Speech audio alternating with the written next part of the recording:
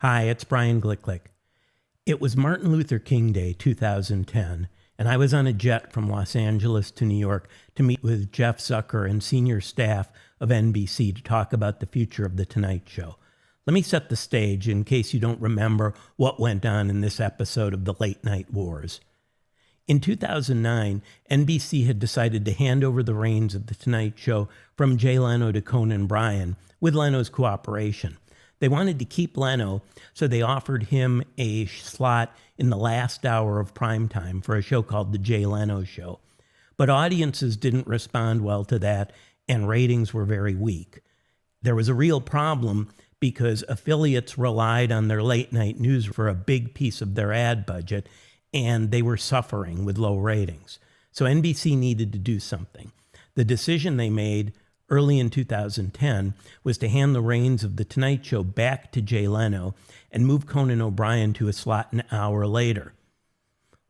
That was after midnight, and that didn't work for Conan, and it didn't work for his fans, who objected, and they objected loudly. The I'm with Coco protest started with an individual who created a logo and soon spread to hundreds of thousands of followers on social media. They threatened boycotts. They had physical protests in Los Angeles, New York, and other cities. And advertisers in The Tonight Show were starting to catch wind and be troubled by these changes and what they might mean for the future of the show.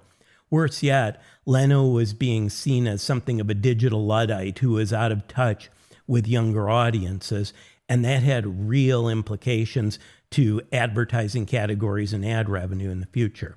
We were brought in to talk about how to fix the problem, how to resolve the I'm with Coco protests, and move Leno forward into this new digital era. We did a lot of steps in order to make that happen. NBC did the most important move first by buying out Conan's contracts so that he could move on to another network. The problem, of course, was that didn't end the protests, and he just was firing shots from somewhere else. It was clear that we needed to move past this by repositioning Leno and his show for the digital era. The first way we did that was by working with his so-called web guy, Brian Branley, to remodel how they did online and social media promotion. We started asking Jay to come into the green room prior to shows and meet with guests, have a little conversation with them while Branley recorded it.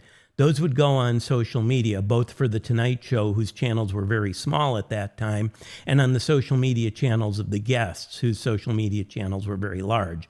We did that night after night. We also got into the habit of buying advertising to promote those clips so that people would start to see these pre-promos of who was going to be on the show that night, and them talking with Leno in a casual, comfortable, offhand way that was very authentic. But then we did two more things to help rebuild Leno's audience and reputation in the digital era. We started buying social media advertising in two different ways, and we bought it in large volumes and at scale.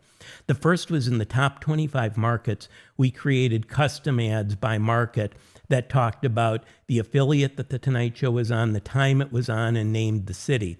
We've found empirically over and over that when you name a city in an ad, people who are in that city stop and take note of it in higher volumes than if it's generic advertising. So promoting the name of the affiliate made the affiliate happy. Promoting the city made people look, and our engagement rates on those ads was 3 to 4 times what you would normally expect. But the second part was even better. In those days, it was possible to target social media advertising by the birthday of the recipient pretty easily.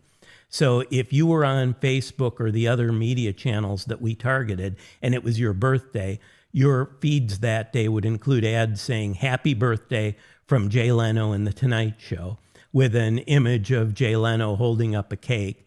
As you can imagine, the engagement rates on those just skyrocketed through the roof.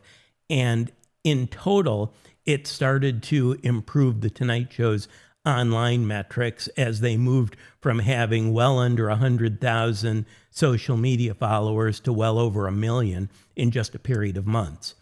As Conan settled into his new role and time passed, the protests faded away, And as Leno got comfortable with these digital imperatives, he and Branley worked with guests backstage, on stage, before the show and after the show to do more and more kinds of social media promotion. The net effect was that The Tonight Show moved into its new era positively and confidently, and Leno had years of success with The Tonight Show before he decided to move on again. This is the kind of work we do, and it's the kind of things that crisis managers do in order to solve tricky business and reputation problems.